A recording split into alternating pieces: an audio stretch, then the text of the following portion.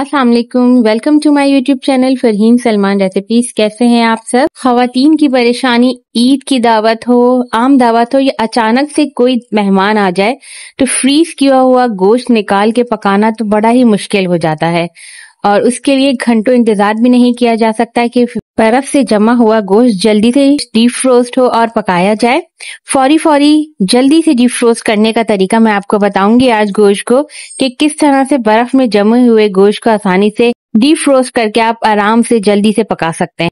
इसके लिए आपको एक बोल लेना होगा, आप शीशे का भी ले सकते हैं और प्लास्टिक का, बस ये माइक्रोवेव रेजिस्ट होना चाहिए।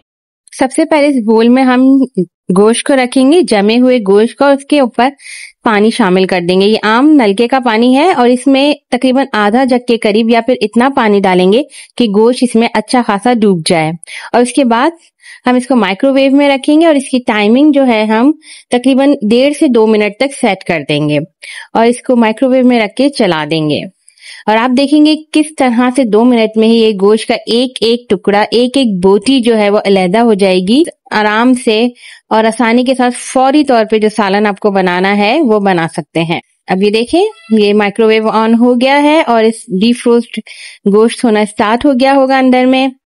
अभी देखें टाइम पूरा हुआ है और मैं ये गोश्त आपको निकाल के दिखाती हूँ कि किस तरह से ये इसकी एक एक पीस जो है वो बोटी का अलहदा हो गया है। ये देखें आराम से और बिल्कुल आसानी से ये अलहदा हो रहा है और जमा हुआ गोश्त बिल्कुल से डीप फ्रोस्ट हो चुका है।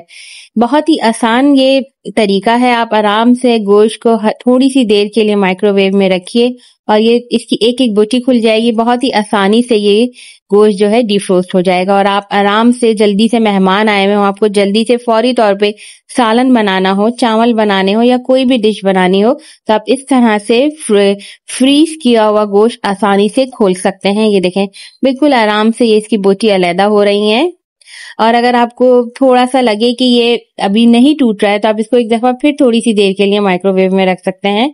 लेकिन मेरा ये पीस जो है बिल्कुल आराम से आसानी से 2 मिनट में खुल गया है। ये देखें एक एक बोटी आसानी से अलहदा हो रही है।